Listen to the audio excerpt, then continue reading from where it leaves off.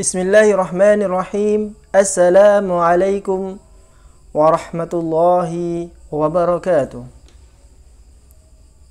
Alhamdulillahi rabbil alamin. Wassalatu wassalamu ala ashrafil anbiya'i wal mursalin Sayyidina Muhammad wa ala alihi wa ashabihi ajma'in. Wala hawla wala quwwata illa billahil aliyyil azim. Rabbi shrah li sadri wa yassir li amri wahlul 'uqdatam min lisani yafqahu qawli wa ba'd. Para pemirsa, sahabat-sahabati, rekan dan rekanita, para pecinta Asfaja Center Nahdlatul Ulama Kedung Jajang Lumajang, rahimani wa rahimakumullah. Alhamdulillahirabbil alamin. Marilah kita sama-sama memanjatkan puja dan puji syukur kita kehadirat Allah Subhanahu wa taala, di mana atas rahmat, maunah, berkah yang Allah berikan kepada kita semua, kita bisa bertemu kembali dalam kajian Aswaja Center Nahdlatul Ulama, terutama dalam bidang kajian sekte Islam dalam keadaan sehat walafiat. Mudah-mudahan kita semua senantiasa diberikan Allah Subhanahu wa taala kesehatan dan dilindungi dari segala macam mara bahaya. Amin ya rabbal alamin. Salawat serta salam mudah-mudahan tetap tercurah limpahkan kepada junjungan kita Nabi Agung Nabi Muhammad sallallahu alaihi wasallam. Para pemirsa, hadirin, pada pertemuan kali ini kita akan sedikit membincang tentang legal standing Syiah Imamiyah. Sahkah? Ini merupakan pertemuan kita yang ke-11. Sebelum kita memulai kajian ini, marilah kita semua bersama-sama membacakan surah Al-Fatihah. Mudah-mudahan dengan surah Al-Fatihah ini kita diberkahi oleh Allah Subhanahu wa taala ilmu yang bermanfaat. Ala hadhihi niyyah wa ala kulli niyyatin salihah. Ila hadratin Nabiyil Mustafa Muhammadin sallallahu alaihi wasallam. Wa ala alihi wa azwajihi wa dhurriyyatihi. Syai'un lillahi al-Fatihah. A'udzu billahi minasyaitonir rajim. Bismillahirrahmanirrahim. Alhamdulillahirabbil alamin. Arrahmanir rahim. Maliki yaumiddin. Iyyaka na'budu wa iyyaka nasta'in. Ihdinas siratal mustaqim. Siratal ladzina an'amta 'alaihim ghairil maghdubi 'alaihim waladdallin. Amin. Para pemirsa dimanapun Anda berada, pada pertemuan sebelumnya telah kita bahas tentang profil dari para imam yang 12 yang dipercayai oleh Syiah Imamiyah. Kemudian untuk pertemuan kali ini kita akan membahas tentang legal standing yang menjadi basic, yang menjadi pegangan oleh kelompok Syiah, di mana dalil atau pegangan ini yang mereka imani merupakan pijakan di dalam membenarkan klaim mereka akan konsep imamiyah atau konsep imamah di dalam pemahaman Syiah Imamiyah ini. Seperti kita katakan bahwa di dalam konsep kepemimpinan Syiah Imamiyah hanya mempercayai 12 imam dan serta menolak kepemimpinan dari selain dari 12 imam ini. Nah, tentu mereka mempercayai dengan kepercayaan yang demikian itu tidak terlepas dari dalil yang menjadi pijakan mereka. Dalil yang dimaksud ini adalah dalil yang diambil dari Al-Quran, kemudian juga dalil yang diambil dari Al-Hadis. mungkin ada yang bertanya, mengapa kemudian orang-orang Islam berbeda pendapat padahal dalil yang mereka pegang itu sama, berasal dari Al-Quran, berasal dari Al-Hadis. Namun mengapa kemudian menghasilkan produk yang berbeda-beda? Satu contoh adalah bagaimana konsep imamah yang dipahami oleh Syiah dengan konsep imamah yang dipelajari oleh Ahlus Sunnah wal Jamaah itu kemudian berbeda. Padahal dalil yang mereka ambil itu sama-sama dari Al-Quran. Maka untuk menjawab pertanyaan ini, janganlah kita membenturkan teks atau ayat ataupun hadis yang dipegang keduanya. Kita mempercayai bahwa Al-Quran tidaklah saling berbenturan. Al-Quran antara satu ayat dengan ayat yang lain, ataupun antara Al-Quran dengan Al-Hadis, itu tidaklah saling berbenturan. Namun yang menjadi permasalahannya adalah bagaimana akal manusia itu kemudian memahami ayat Al-Quran, memahami Al-Hadis. Nah, dari pemahaman yang berbeda inilah maka kemudian nanti akan muncul hasil yang berbeda. Dalam konsep imamah, satu misal, di mana kita bisa melihat perbedaan yang begitu signifikan antara Syiah Imamiyah dengan Ahlus Sunnah wal Jamaah.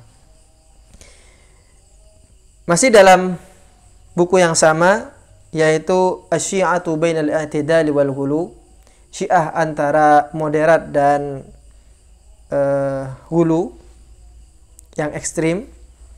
Di halaman 56 kita bacakan redaksinya. Ba'du adillatil imamiyah al-ithna asyariyah ala imamati Ali radhiyallahu anhu ba'da Rasulillah sallallahu alaihi wasallam bin nas. Beberapa dalil imamah yang dipercayai oleh Syiah Imamiyah tentang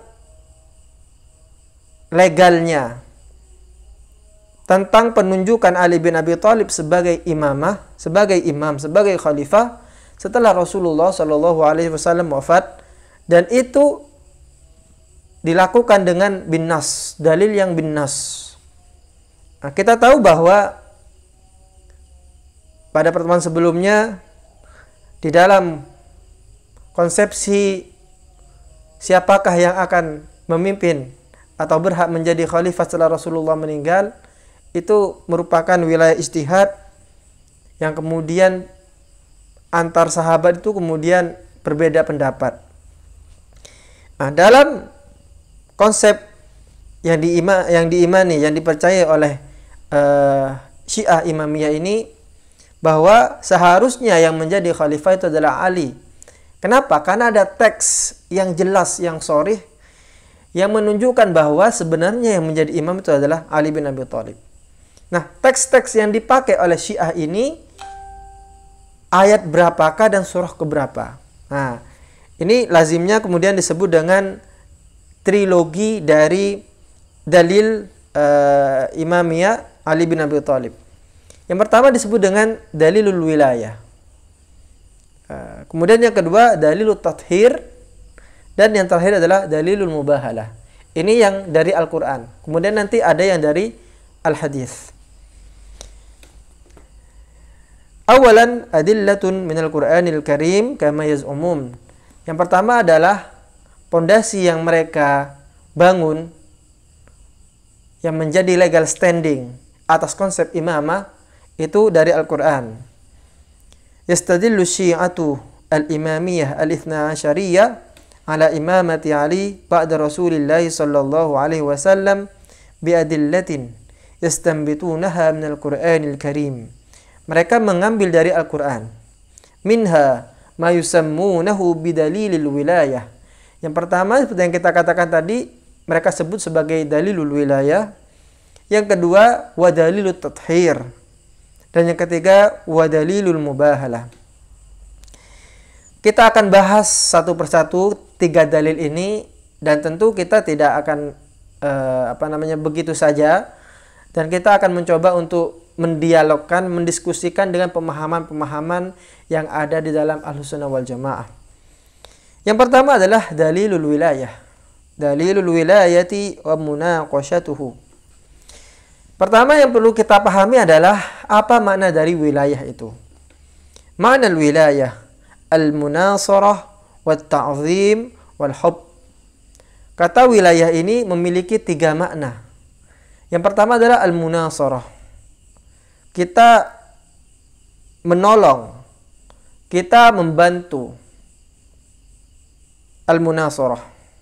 Sebagaimana satu misal dalam konteks saat ini, kita tahu bahwa FPI dibekukan atau tidak boleh melakukan kegiatan-kegiatan kemasyarakatan.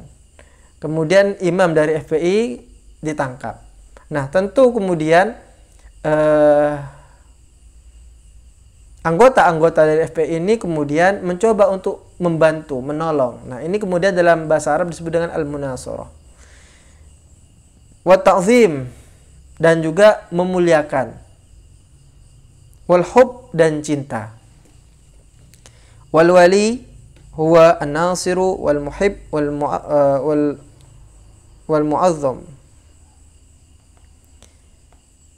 Ini makna dari wilayah. Ayat yang dimaksudkan dengan dalil wilayah ini seperti yang ada dalam surah Al-Maidah ayat ke-55.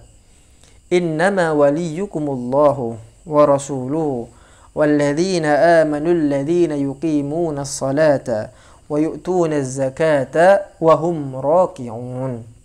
Yang artinya sesungguhnya wali kamu ini, wali tadi kita katakan maknanya nasir, al-muhib, al-mu'azzam, atau bisa kita maknai dengan pemimpin atau pelindung. Sesungguhnya pemimpinmu, pelindungmu itu adalah Allah. Pelindung umat Islam ini adalah Allah. Ini yang pertama. Dan itu semuanya sepakat bahwa Allah ini adalah al-wali. Dalam ayat lain Allah tegaskan bahwa Allah ini adalah pelindung dari orang-orang mukmin. Sedangkan sebaliknya orang-orang kafir ini pelindungnya adalah syaitan. Allah menegaskan Allahu waliyul ladzina amanu.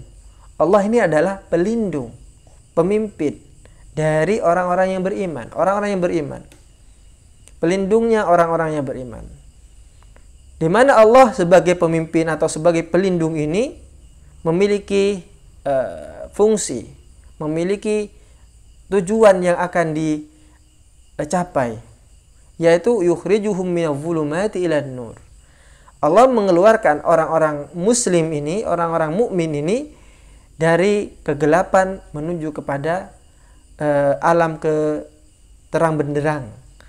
Namun sebaliknya, walladzina kafaru awliya'uhumut taghut. Sedangkan orang-orang yang kafir, maka pelindung mereka itu adalah at-taghut. Fungsinya yukhrijuhum minan nuri ila dhulumat.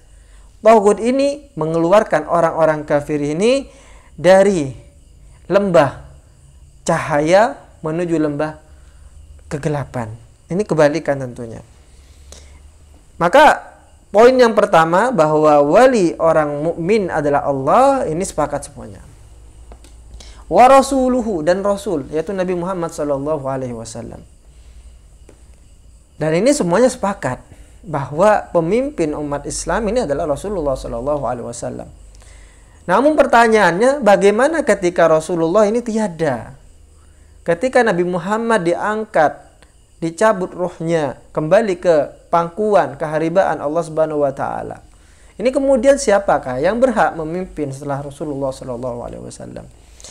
Maka kita butuh kepada poin yang ketiga, walladzina amanu. Siapa itu? Yaitu orang-orang yang beriman. Berarti walinya seorang mukmin itu yang pertama adalah Allah. Kemudian yang kedua itu adalah Rasulullah, dan yang terakhir itu adalah alladzina amanu, orang-orang yang beriman. Kita lihat di sini redaksi ayatnya menggunakan bentuk jamak plural, walladzina amanu, orang-orang yang beriman. Namun di sini orang-orang yang beriman dalam ayat Al-Maidah ayat ke-55 ini mempunyai sifat-sifat yang disebutkan secara jelas. Sifatnya adalah alladzina yuqimunas shalah. Orang-orang yang beriman yang mendirikan salat.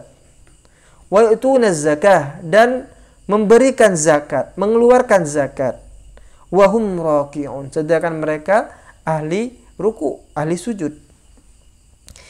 Menarik sekali nanti kemudian bagaimana Syiah memahami ayat ini sebagai dalilul wilayah, sebagai legal standing mereka dalam mempercayai bahwa Imam Ali bin Abi Thalib ini berhak menjadi khalifah setelah Rasulullah sallallahu alaihi wasallam.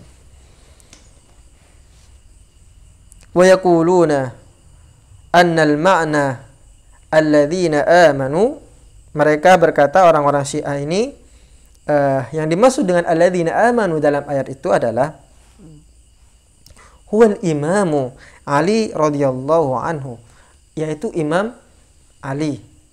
Yang dimaksudkan dengan alladzina amanu di situ adalah Imam Ali. Loh, kok bisa? Kenapa kok kemudian dalam ayat ini kok tidak disebutkan secara sorry saja? Menjadi satu misal, innama waliyukumullahu wa rasuluhu walladzina amanu, kemudian diganti menjadi Ali. Innama waliyukumullahu wa rasuluhu wa Ali, satu misal. Kenapa kok tidak seperti itu? Ini yang pertama. Kemudian yang kedua, bagaimana pemahaman mereka itu kemudian sampai kepada bahwa alladzina amanu di situ adalah Ali. Ternyata mereka menyandarkan pemahaman itu pada suatu riwayat. Kita akan bacakan riwayatnya.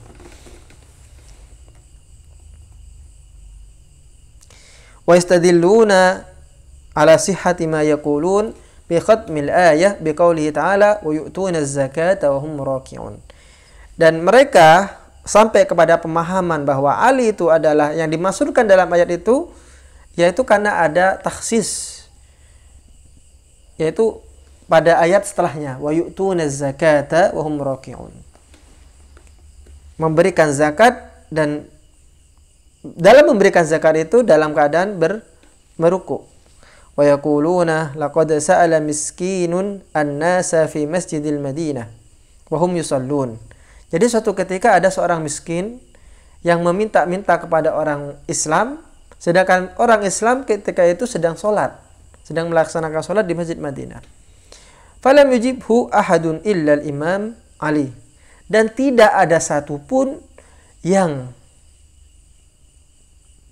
memberikan atau menjawab permintaan dari orang miskin ini kecuali Ali bin Abi Thalib. Jadi ketika orang miskin ini minta ke ini, minta ke ini, tidak ada yang ngasih. Justru cuma Ali saja yang mengasih pemberian kepada seorang miskin ini. Haitsu madda yadahu bi khatamin fi asbu'ihi wa huwa raki'un wa ka'annahu yaqul lil miskin khudhu. Jadi dalam keadaan sholat, Ali bin Abi Thalib ini kemudian menengadahkan tangannya, memberikan tangannya kepada orang miskin, dan seakan-akan berkata kepada orang miskin ini, wahai orang miskin, di tangan saya ini ada cincin, silakan cabut dan ambillah. Seakan-akan seperti itu, memberikan isyarat untuk mengambil cincin itu. Wantabahal miskinu, kemudian orang miskin itu paham dengan isyarat yang diberikan oleh Ali bin Abi Thalib. Wa naza'al khatam, dan mencabut cincin itu, kemudian pergi dia. Artinya dari riwayat ini, dari cerita ini, maka jelas sekali menurut Syiah Imamiyah ini bahwa yang dimaksudkan dengan alladzina amanu alladzina yuqimuna sholata wa yu'tuna zakata wa hum raki'un itu adalah Ali bin Abi Thalib. Seperti yang kita katakan tadi, kita akan mencoba mendiskusikan pemahaman ini dengan pemahaman-pemahaman yang ada di Ahlussunnah wal Jamaah.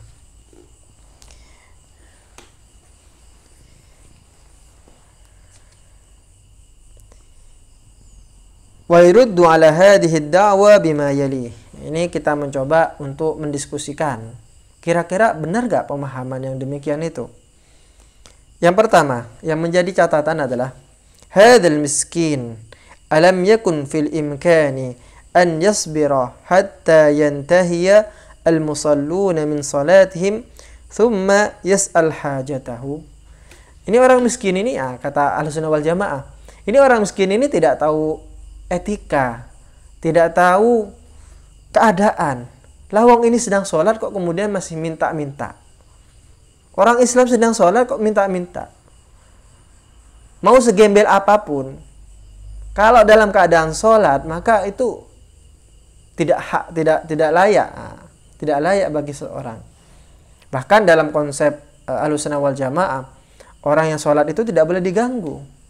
Jangankan diganggu, mau lewat di depannya saja tidak boleh. Tidak boleh. Nah maka secara tidak langsung dari pemahaman ini mereka mencoba untuk mempertanyakan, kira-kira riwayat ini benar tak? Kan seharusnya orang miskin itu harus bersabar dulu sampai kemudian orang Islam selesai dari sholatnya.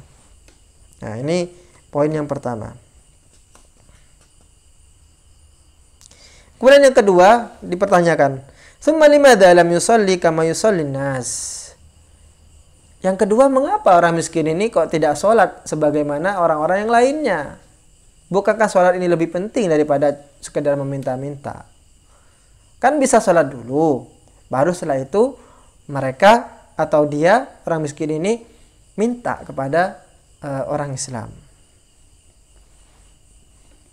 Dengan demikian, maka dia kemudian tidak menjadi pengganggu bagi yang lainnya. Nah, ini yang pertama dan yang kedua. Kemudian yang ketiga, selanjutnya, as-salatu silatun bainal 'abdi wa rabbih. Kita tahu bahwa salat ini merupakan tali penghubung antara seorang hamba dengan Tuhannya.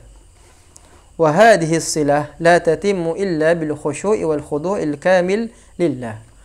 Dan salat ini tidak akan bisa menjadi silah, tidak akan bisa menjadi perantara kecuali kalau seseorang itu melakukannya dengan khusyuk, melakukannya dengan benar-benar berkonsentrasi kepada salatnya. Apalagi sekelas Ali bin Abi Thalib, seorang sahabat Nabi yang paling dekat kepada Nabi Muhammad SAW. Tentu beliau merupakan orang yang khusyuknya dalam sholatnya itu tidak dipertanyakan kembali.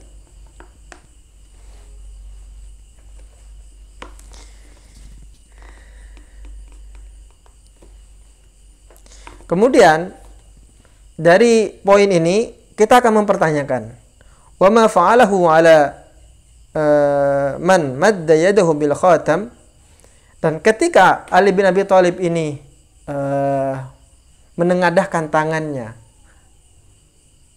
kemudian seakan-akan memberikan isyarat untuk mengambil cincin yang ada di tangan beliau itu kepada seorang miskin itu, ini merupakan indikasi bahwa Ali bin Abi Thalib itu tidak khusyuk dalam sholatnya. Kenapa? Karena tahu dengan keadaan yang ada di sekitar itu. Nah ini tentu kemudian justru akan menjadi bumerang kepada Ali bin Abi Thalib sendiri. Nah, ini sholatnya kemudian kenapa tidak khusyuk gitu kan? Dan tentu itu tidak mungkin gitu loh. Kita mungkin Ali bin Abi Thalib, seorang sahabat Nabi Muhammad SAW, menantu Nabi Muhammad SAW, sholat tidak khusyuk. Nah, berarti riwayat ini kemudian perlu dipertanyakan itu. Nah, ini dari sisi kehusyuan.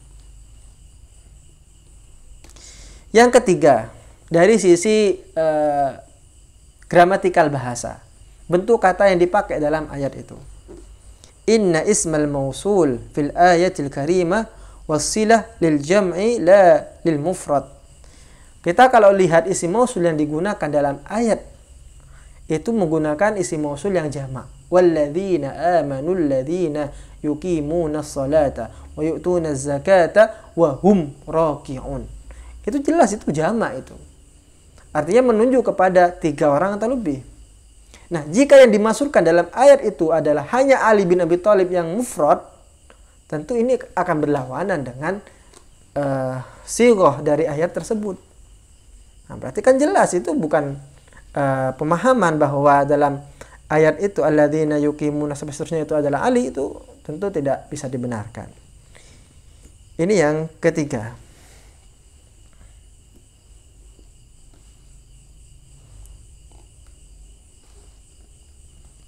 Kemudian yang kelima, fil ayatil karimah ma yakhrujuha 'anil hasri fi Ali ibn Abi Thalib faqad warada fi sababin nuzul anna Abdullah ibn Salam qala lin Nabi sallallahu alaihi wasallam. Nah, ini poin selanjutnya adalah kita ingin mendiskusikan dengan Syiah bahwa sebenarnya dalam ayat ini, yaitu ayat ke-55 surah Al-Maidah ini mempunyai konteks, mempunyai sababun nuzul yang pasti, yang jelas. Dan bukan dalam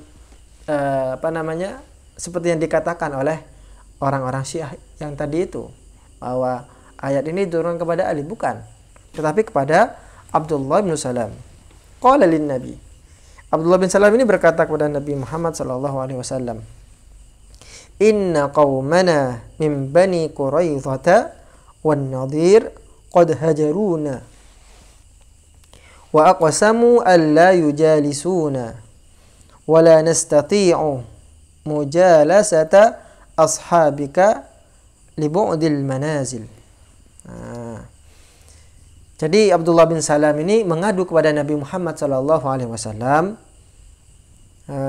Dia berkata, sesungguhnya kaum kita, orang-orang kita dari Bani Quraidzah dan juga Bani Nadir itu telah memboikot kita. Qad hajaruna.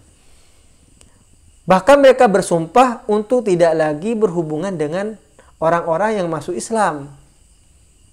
Tidak mau lagi berhubungan dengan orang-orang yang masuk Islam. Ya, kalau mereka berdagang, maka mereka tidak akan mau membeli dagangan mereka.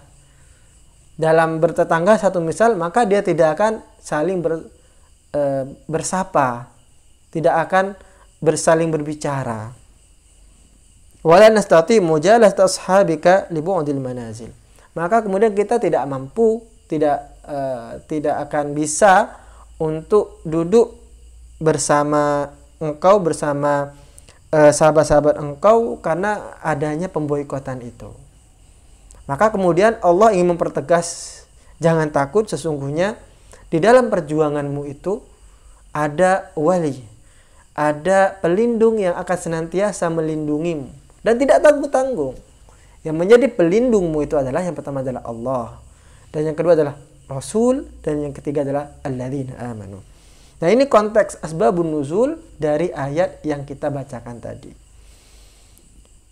Fanazalat hadhihi al-ayah faqala radina billahi wa bi rasulihi wa bil mu'minina awliya walladzina. Terus ya. Nah, kemudian Abdullah bin Salam ini kemudian berkata, kami ridha dengan Allah, dengan Rasul, dengan orang-orang yang beriman menjadi aulia, menjadi pelindung kita, menjadi pemimpin kita, menjadi pengayom kita. Nah, ini jadi dari sisi asbabun nuzul ini secara tegas kemudian telah membantah apa yang dipercayai oleh Syiah Imamiyah.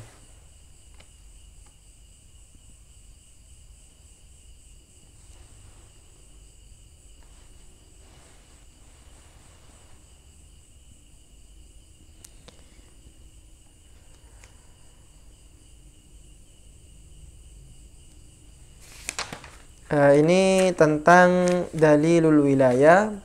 Kemudian insyaallah pada pertemuan yang akan selanjutnya atau pada hari malam Rabu insyaallah kita akan membahas tentang dalilut tathhir, masih dalam koridor Al-Quran, dan bagaimana kita mendiskusikan dalilut tathhir ini.